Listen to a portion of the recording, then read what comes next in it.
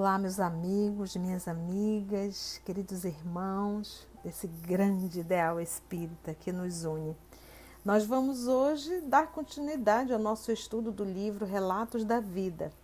Hoje a mensagem é escrita pelo nosso querido Humberto de Campos, psicografia de Francisco Cândido Xavier, tem por título Mediunidade e Luta. Uma mensagem muito rica, retratando as dificuldades do médium, principalmente no século XIX e ainda no início do século XX. Então vamos lá, rogamos que o nosso Senhor Jesus, o amor de nossa vida, possa nos conduzir em mais um estudo. Vamos lá? Diz você que a mediunidade parece não encontrar recanto entre os homens, e de certo, você argumenta com muitas razões. Basta que a criatura evidencie percepções inabituais, entrando em contato com as inteligências desencarnadas, para que sofra um policiamento constante. Examina-se-lhe a ficha social, pede-se-lhe o grau de instrução, analisam-se-lhe o hábito de leitura e emprestam-se-lhe qualidades imaginárias para que se lhe cataloguem aos serviços de intercâmbio no capítulo de fraude inconsciente. E, encontrada essa ou aquela brecha naturalmente humana, no conjunto da personalidade medianímica, por mais convincentes hajam sido as demonstrações da vida espiritual por seu intermédio, vê-se marcado sensitivo a conta de embusteiro, confesso. Sabe que as irmãs Fox, pioneiras do espiritismo, quando em plenitude das forças psíquicas, foram ameaçadas de linchamento num salão de Rochester, porque distinta comissão de pessoas insuspeitas se manifestou a legitimidade das comunicações de que se faziam intérprete. E mais tarde, quando fatigadas da incompreensão e sofrimento, se afizeram ao uso de certos aperitivos, como acontece a algumas damas distintas e infelizes da sociedade moderna. Foram consideradas ébrias impenitentes, que fraudaram a vida toda. Convença-se, contudo, de que não é propriamente o médium o objetivo da injúria, e sim a realidade da sobrevivência além túmulo, que a maioria dos homens, atolada no egoísmo, não quer aceitar.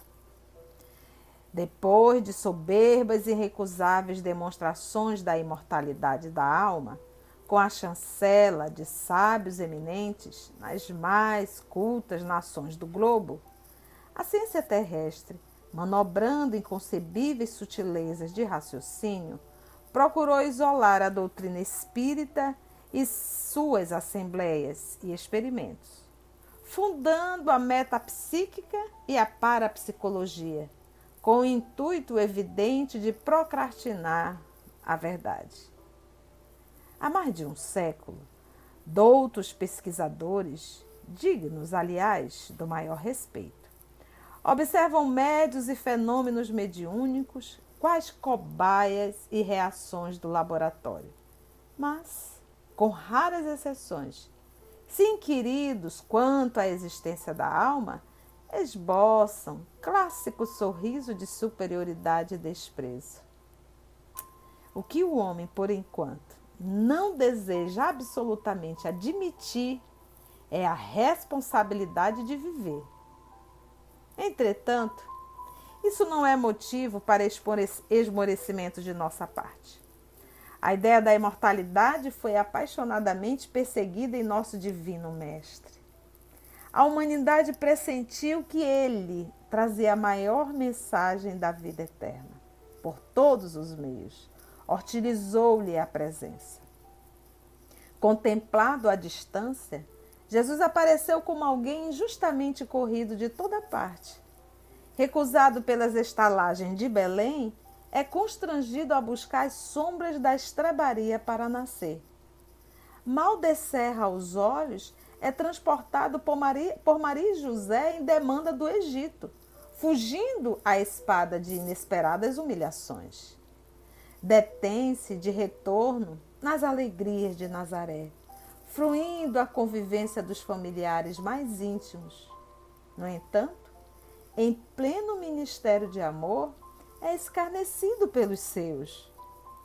Qual mestre sem lar, jornadeia de vila em vila, consagrando-se aos sofredores. Ele mesmo registra a dureza de Betsaida e lastima as zombarias que lhes são desfechados em Corazim e em Cafarnaum. Em todos os lugares há quem lhe ironize o trabalho. Encontra por refúgio a casa da natureza e mobiliza, por tribunas da Boa Nova, pobres barcos de alguns amigos. Após inovidáveis ações, em que positiva a perpetuidade do Espírito, visita Jerusalém, mais uma vez, para o testemunho de fé santificante. Contudo, malquisto no tempo, por dizer a verdade, é preso e conduzido ao Sinédrio. Os grandes sacerdotes, tentando turvar-lhe o ânimo, enviam-no a Pilatos para julgamento fraudulento. O magistrado, entretanto, receando-lhe a força moral, remete-o ao exame de Herodes. Mas este Herodes, irônico, ardiloso, devolveu-o ao juiz inseguro que o entrega. Então, a ira do populacho, que, não sabendo onde mais o coloque, dependura-o no lenho da ignomínia, como vulgar malfeitor. Glorificado volta Jesus, redivivo, à intimidade dos homens, mas ainda aí, os principais do templo subornam soldados e guardiães com dinheiro calculado para desmoralizarem a mensagem da ressurreição do Senhor.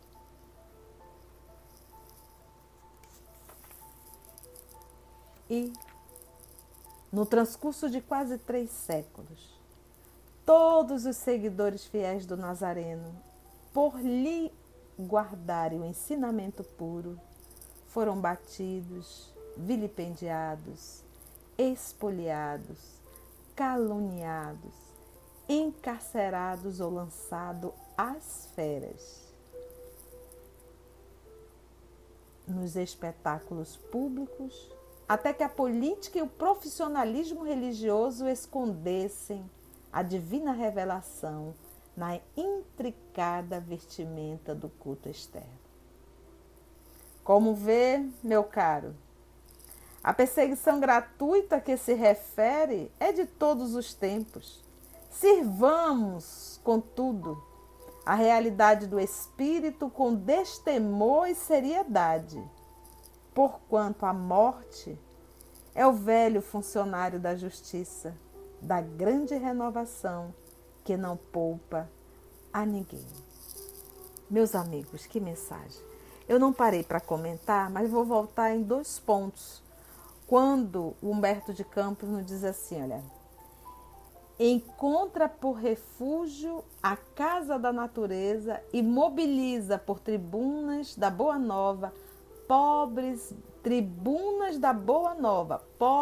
barcos de alguns amigos, porque nós sabemos que Jesus estava hospedado na casa de Pedro e saía bem cedo no barco de Pedro, no barco dos pescadores, dos amigos, João, Tiago, e saía para pescar.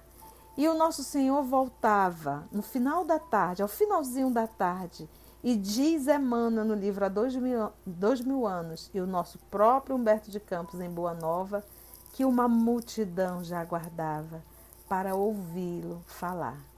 E diz o nosso querido Humberto de Campos e o nosso querido Emmanuel na obra 2000 anos, que era dali do barco, ou sentado em uma pedra habitual, logo ali na praia, era ali que era, como ele bem coloca aqui o termo, as tribunas da Boa Nova.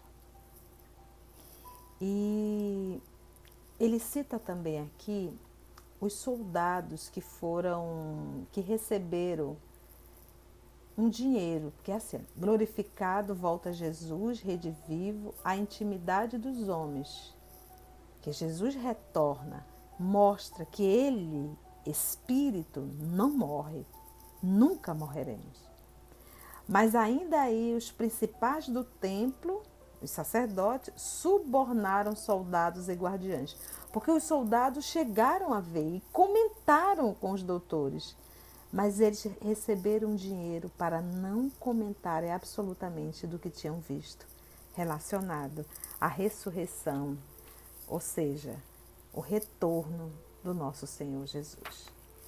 E mais na frente o nosso Humberto vai falar assim, e no transcurso de quase 3 séculos, porque nós sabemos que até o ano de 313, o imperador Constantino publicou o Edito de Milão, concedendo liberdade de culto aos cristãos. Então, a partir de 313, não houve mais as perseguições.